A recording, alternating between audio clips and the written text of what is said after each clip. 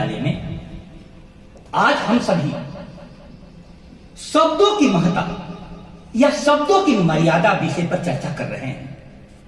प्रिय विद्यार्थियों, हमें यह जानना होगा भारतीय ज्ञान परंपरा के अंतर्गत हमारी शिक्षा का मुख्य उद्देश्य क्या था। हमारी शिक्षा का मुख्य उद्देश्य था मनोभंजन। मन टूट जाए। आज शिक्षा पूरी तरह से मनोरंजन हो गई है। मनोरंजन, हमारा मन नहीं लग रहा है, हमको यह अच्छा नहीं लग रहा है। भारतीय संस्कृति इस आधार पर शिक्षा के उद्देश्य का निर्धारण नहीं करती। इसलिए हम सभी देखेंगे तो हमारे महाविद्यालय में महापुरुषों का चित्र लगाया जाता है, किसी फिल्मी हीरो हीरोइन का चित्र नहीं लगाया जाता। अभी डॉक्टर प्रमोद वैष्णव सर ने अहिल्याबाई होलकर जैसी महिला पर आपको संबोधित किया। वर्षों के बाद भी उनको भुलाया नहीं जा सकता, क्योंकि जीवन के कुछ ऐसे गुण थे जो आज भी आपको जीवन में ऊंचाइयों पर ले जाएंगे। दूसरी तरफ डॉक्टर विजय सिंह सर ने शब्दों की मर्यादा विषय पर बोलते हुए कितनी अच्छी पृष्ठभूमि बांधी। अब उस पृष्ठभूमि के आलोक में मैं कहना चाहता हूं, भारतीय संस्कृति मानती है शब्द ब्रह्म, शब्द ब्रह्म, शब्द ब्रह्म होते हैं। शब्द ब्रह्म होते हैं, इसका मतलब क्या होगा? इसका मतलब है कि शब्द रूपी एक कंकड़ को किसी भी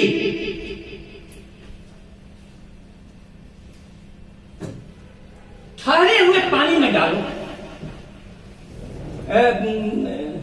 सजवा सर से आग्रह करूंगा यहां आकर के बैठ जाए। कुछ लोगों की उपस्थिति से सभा की गरिमा बढ़ जाती है, इसलिए आप अब देखें उसके बाद से इस विषय पर क्या क्या मैं आपको बोलने जा रहा हूं। शब्द ब्रह्म, शब्द ब्रह्म होते हैं भारतीय संस्कृति। शब्द ब्रह्म होते हैं, इसका मतलब क्या हुआ? आपने एक गाना सुना होगा, ठहरे हुए पानी में कंकर न मार सांवरी, मन में एक हलचल सी हो जाएगी बावरी। ठहरे हुए पानी में तुम एक कंकर मारो, वह कंकर क्या करेगा? एक लहर पैदा करता है। एक लहर फिर दूसरी लहर पैदा करता है, दूसरी लहर फिर तीसरी लहर पैदा करता है, और अंततः सारे तालाब को, सारे जलाशय को वह पैदा किया हुआ लहर घेर लेता है। शब्द ब्रह्म का मतलब है तुम अपने व्यक्तित्व रूपी महासागर में एक गंदे शब्द को प्रवेश करने दो। वह गंदे शब्द तुम में एक लहर पैदा करेंगे, एक मिलियू पैदा करेंगे, एक वातावरण पैदा करेंगे, और वह भाव को जन्म देंगे, और वह भाव तुम्हारे लिए अंततः विचार में परिणत होगा, और वह विचार तुमको किसी कर्म की प्रेरणा देगा। इसलिए हमें सजग कहां होना है? यदि कोई भी शब्द हमारे अंदर में प्रवेश करता है दिलो दिमाग में, उसी समय तुमको जागरूक रहना चाहिए। पहले जागरूकता। भारतीय संस्कृति में साधना चलती थी कि विद्यार्थी को गुरुकुल में भेज दिया जाता था। गुरुकुल का वातावरण कैसा होता था? गुरुकुल का वातावरण तपस्या का वातावरण होता था। वहां ज्ञान का साक्षात स्वरूप गुरु ध्यान में बैठा हुआ रहता था, और उसके सामने में विद्यार्थी ध्यानस्थ होकर करके विद्या ग्रहण करते थे। आज स्थिति क्या हो गई है? आज के हमारे गुरु कौन हो गए हैं? आज के हमारे गुरु हो गए हैं यूट्यूबर।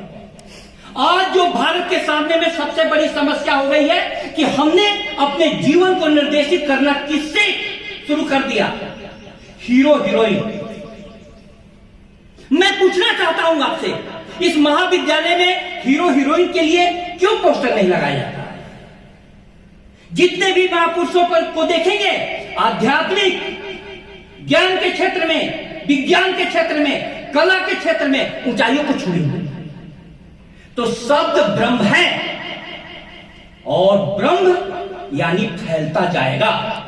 दूसरा ले लीजिए, यदि शब्द जीवन की चरम ऊंचाइयों से नहीं बोला जाए, ध्यान में उतर करके नहीं बोला जाए, जीवन को परिवर्तित करने के लिए नहीं बोला जाए, तब शब्द भ्रम। भ्रम भ्रम माने क्या हुआ? माया नगरी। माया नगरी में क्या हो रहा है? माया नगरी में सब कोई पहुंच जा रहे हैं अपने इंटरटेनमेंट के लिए, और उस इंटरटेनमेंट के नाम पर क्या हो रहा है? किस प्रकार के अश्लील शब्दों का प्रयोग हो रहा है। आज इंडिया गॉट लैटेंट एपिसोड पर बवाल मचा हुआ है। राज्यों के मुख्यमंत्री आकर के कह रहे हैं कि सजा निर्धारित होनी चाहिए और अभिव्यक्ति के लिए कानून बनना चाहिए। मैं भी इस पक्ष में हूं, विजय सिंह सर ने कहा, लेकिन अभिव्यक्ति के लिए कानून बनाने के पहले समाज को भी देखना होगा। हमारा समाज किस प्रकार से विरोध कर सकता है? एक गाना पहले पॉपुलर हुआ था, सेक्सी सेक्सी सेक्सी मुझे लोग कहे, हिट हो गया। एक समय था कि हमारी संस्कृति बोलती थी, न तुम देहो न ते देहो, तुम शरीर नहीं हो, तुम तन नहीं हो, तुम मन नहीं हो, तुम क्या हो? आत्मा हो, आत्मा। इसीलिए ओशो जब संबोधन करते थे तो बड़ा प्यारा सा संबोधन करते थे, मेरे प्रिय आत्मन, ऐसा संबोधन। और आज समाज में क्या क्या शब्द प्रचलित हो रहा है? किसी को खुश करना हो तो लड़कियों को बोला जाता है बहुत हॉट हो। यह स्थिति आ गई। हॉट शब्द भारतीय संस्कृति में। हम कहां चले गए? हम कहां चले गए? अब देखो, इसी समाज में एक गाना आया, चोली के पीछे क्या है, और लोगों ने गाना गाया, समाज ने उस पर मिल करके डांस किया। सब जगह गाने बजते हैं। समाज उस समय क्यों नहीं खड़ा होता? समाज उस समय क्यों नहीं खड़ा होता? लेकिन समाज को खड़ा करेगा कौन? शिक्षक। शिक्षक। इस प्रकार के गानों का तुम समझ जाओगे कि तुम्हारे जीवन में क्या परिवर्तन ला रहे हैं, तब तुम्हारा पूरा जीवन बदल जाएगा। हजारी प्रसाद द्विवेदी जी कहते थे कि जिन बातों से दिल चौड़ा होता है, मस्तिष्क प्रखर होता है, उन बातों के लिए कड़ी साधना करनी पड़ती है, तपस्या करनी पड़ती है। आप सामान्य रूप से देखें, आपको नीचे गिरने के लिए कुछ विशेष करना पड़ता है। फिसलपट्टी पर जाती है, फिसली, उसके बाद कोई जोर नहीं लगाना है, आप नीचे चले जाइएगा। आप जीवन के उसी मुकाम पर खड़े हैं, फिसले जो इस जगह तो लुढ़कते चले गए। हमको पता नहीं था कि इतना ढलान है। देखे हैं हमने दौड़ करी, अब खबर नहीं पांवों तले जमीन है या आसमान है। तुम गिरोगी तो इतनी नीचे गिरोगी। नीचे सतक में भर्तृहरि कहते हैं कि गंगा स्वर्ग लोक में रहती थी और वहां से शिव के मस्तक पर गिरी। शिव के मस्तक से हिमालय के ऊपर आई, हिमालय पर गिरी, और हिमालय से नीचे धरती पर आई, और धरती से भी नीचे पाताल में चली गई। इस प्रकार से नीचे जाने वालों का पतन सैकड़ों प्रकार से होता है। हमारी चिंता यह है कि हम लोग कॉलेज का वातावरण कैसे बदले। कॉलेज का वातावरण कैसे बदलेगा? तुमको यदि कोई प्रोफेसर बहुत गंभीर बातें कहते हैं, बहुत ऊंची बातें कहते हैं, तो तुम्हारे सर के ऊपर से निकल जाता है। तुमने ऐसा अपने आप को क्यों तैयार किया? क्यों तैयार किया? शब्दों की लक्ष्मण रेखा होनी चाहिए, लेकिन शब्दों की लक्ष्मण रेखा कब आएगी? जब आप बहुत अध्ययन करेंगे तब आएंगे, जब आप बड़ों को सुनेंगे तब आएंगे, जब आप अच्छी किताबें पढ़ेंगे तब आएंगे। आजकल की पीढ़ियां रील वाली पीढ़ियां हो गई हैं। आज का मनोविज्ञान कह रहा है कि विद्यार्थियों के साथ सबसे बड़ी समस्या हो गई है कंसंट्रेशन की, और उस कंसंट्रेशन की समस्या का मुख्य कारण क्या है? आप रील हटाते जा रहे हैं, जल्दी जल्दी जल्दी जल्दी जल्दी। मैं 15 लाइन 20 लाइन का लेख लिखता हूं। बच्चे कहते हैं कि सर इतना लंबा क्यों लिख देते हैं, मैं तो मर जाऊंगा। हम बोले कि प्यारे विद्यार्थियों, तुम्हें जिंदा करने के लिए मैं इसको रील के रूप में तो नहीं रख सकता, रील के रूप में नहीं रख सकता। आप इस जीवन के सत्य को जाने। जिन्होंने भी जीवन में ऊंचाइयां छुई है, उनके जीवन का मूल मंत्र रहा है तपस्या। और भारतीय ज्ञान परंपरा में तो आप एक उदाहरण सुनकर के आश्चर्य कर जाएंगे कि हिमालय के पास नारद जी गए कि आप अपनी पुत्री की शादी विष्णु भगवान से कर दीजिए। उन्होंने कहा, हिमालय ने, कि मेरी पुत्री से तो पूछ लीजिए।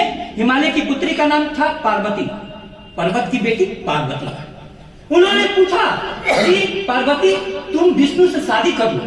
पार्वती ने कहा कि नहीं, हे नारद मुनि, आई लव शिवा, मैं शिव को प्रेम करती हूं। आपको शिव को प्राप्त करने का कोई उपाय हो तो बताइए। वहां पर नारद ने बोला है कि तुम अपने प्रेमी को कैसे प्राप्त करोगे। मंत्र बोला है, तपबल रचई प्रपंच विधाता, तपबल विष्णु सकल जग त्राता, तपबल शंभु करहि संहारा, तपबल शेषु धरहि महिभारा, तप आधार सब सृष्टि भवानी, करहि जाई तपु अस जिय जानी। हे पार्वती, जाकर तपस्या करो। यहां तो प्रेम को भी पाने के लिए तपस्या करनी पड़ती है। आज का जमाना क्या सिखा रहा है, किसी प्रेम को पाना है तो खूब सजो सवरो। मेरे हाथों में 9 चूड़ियां हैं, जरा ठहरो सजन, मजबूरियां हैं। एक भारतीय संस्कृति थी कि जिसको प्रेमी को प्राप्त करने के लिए नारद बोल रहे हैं, जाकर के तपस्या करो, तपस्या तपस्या। शब्द ब्रह्म भी है प्यारे विद्यार्थियों, शब्द ब्रह्म भी है। अब आपके पास है चुनाव। आप दूसरे को उत्तरदायी नहीं ठहरा सकते। आपको इतना जरूर शिक्षित कर दिया गया कि आप अपने भले बुरे का निर्णय ले सकते हैं। आज पूरा भारत में, क्योंकि खतरा क्या है, यदि सब कोई हल्ला करेंगे कि सरकार कानून बनाए, तो सरकार ऐसा कानून बना सकती है कि हम लोगों को भी बोलने में पसीने छूट जाएंगे। क्योंकि हम लोगों के लिए भी नियम है कि सोशल मीडिया पर आप बयान नहीं दे सकते हैं। और पढ़ाई की बात है, हम सोशल मीडिया पर बयान नहीं देंगे तो समाज कल किधर जाएगा। जिस देश में शिक्षक चुप हो जाए, जिस देश में शिक्षक मौन हो जाए, उस देश का भविष्य खतरे में पड़ जाएगा। इसलिए मैं अपनी बात को समाप्त करूं यह कहते हुए, गांधी जी का एक वाक्य है, बहस करते समय भी नरम शब्दों और कठोर तर्कों का सहारा लेना चाहिए। बहस भी करो तो शब्द आपके कोमल, बात कहनी हो अगर सख्त भी नरमी से कहो। लफ्ज कांटों की तरह दिल में खटक सकते हैं। जगमगाने पर न इतराए, सितारों से कह दो रोशनी पाए तो जर्रे भी चमक सकते हैं। लेकिन आपको बात कहनी हो अगर सख्त भी। मेरे बेटे ने मोबाइल पर उठाया, दोस्त को बोला कि कुत्ता तो किताब लेकर क्यों नहीं आया। हमने बोला कि क्या बोल रहा है, तो क्या कहूं। वो किताब दे गया, बोला था कि शाम तक दे जाऊंगा, अभी आज भी नहीं दिया। मैं पढ़ूंगा कि नहीं। हम बोले कि मोबाइल उठाओ, फिर बोलो। मोबाइल उठाया, हमने कहा कि बोलो प्रिय मित्र, तुम कितनी मेरी चिंता करते हो। परीक्षा के समय में मेरी किताब ले जाकर के तुमने रख लिया और तुम चाहते हो कि मैं जीवन में कितना आगे बढ़ूं। तुम्हारा इरादा कितना नेक है। वो तुरंत 1 घंटे में किताब लेकर के आया। आपको कहने की व्यंग्य शैली चाहिए। कुत्ता, कमीना, ये सब कहना जरूरी है। तुम्हारी किसी सहेली ने तुमको धोखा दिया तो क्या बोलोगी? कुत्ता का स्त्रीलिंग कर दोगी, कमीना का स्त्रीलिंग कर दोगी। तुम बोलोगी कि हे सहेली, तुम कितनी महान हो, तुमने कितना मित्रता रूपी धर्म निभाया है, देखो उस पर क्या असर होता है। लेकिन इसके लिए आपको शब्दों की शक्तियों को जानना होगा। अभिधा, लक्षणा, व्यंजना, आजकल तो सब लोग अभिधा में बात कर रहे हैं। इस प्रकार का आक्रामक प्रचार होता है राजनेताओं की जुबान से। उसके बाद यूट्यूबर जो सस्ती लोकप्रियता प्राप्त करना चाहते हैं। मेरे प्यारे विद्यार्थियों, आपको मैं बोलूं कि शिक्षा जगत जो है वह धन पद प्रतिष्ठा तीनों के पार जाने का रास्ता दिखाता है, तीनों के पार। क्योंकि तुम्हारे पास, तुम सही मायने में शिक्षित हो जाओगे, धन आ जाएगा, तुम विश्वास करो, तुम धन आ जाएगा, पद भी मिल जाएगा, प्रतिष्ठा भी मिल जाएगी। लेकिन भारतीय शिक्षा जगत इन तीनों के पार जाकर के घोषणा करता है सा विद्या या विमुक्ति। विद्या वह है जो मुक्ति प्रदान करे। मुक्ति तुमको मिलेगी, तुम किसी का दिल दुखा दोगे तो मुक्ति मिलेगी, दिल दुखाओगे तो वो भी तुम्हारे लिए हृदय से अच्छे भाव नहीं निकालेगा। वो एक चेन शुरू हो जाएगा, क्रिया प्रतिक्रिया, क्रिया प्रतिक्रिया, और इस दौर में भाषा कड़ी से कड़ी होकर के अंत में लड़ाई में तब्दील हो जाएगी। यजुर्वेद का एक पंक्ति है, युद्ध मनुष्य के मस्तिष्क में उत्पन्न होता है। युद्ध मनुष्य के मस्तिष्क में उत्पन्न होता है। तुम यदि अपने मस्तिष्क में गांधी साधना कर रहे थे सत्य प्रेम अहिंसा का, तो उन्हें अंग्रेजों के जाने पर भी रोए, अंग्रेजों के जाने पर भी गांधी ने आंसू बहाया है। क्यों? चलो इतने दिन तक तो साथ थे, गांधी का हृदय ऐसा, लेकिन हम लोग किसकी साधना कर रहे हैं? असत्य का, घृणा का, हिंसा का। इसलिए प्यारे विद्यार्थियों, इस छोटी सी महफिल के समय में जो कुछ आपको कहा गया, आप दिलों को में संजो करके ले जाएं और शब्दों की मर्यादा के लिए एक साधना करें। और शब्दों की मर्यादा की साधना में सबसे ज्यादा सहायक आपका महाविद्यालय होगा, आपके शिक्षक होंगे, पुस्तक होगा और पुस्तकालय होगा। हम लोगों के समय सर यही सब थी। घर में बातचीत ऐसी होती थी कि घंटों भर आपका मन लग जाए, हंसते हंसते पेट फूट जाए।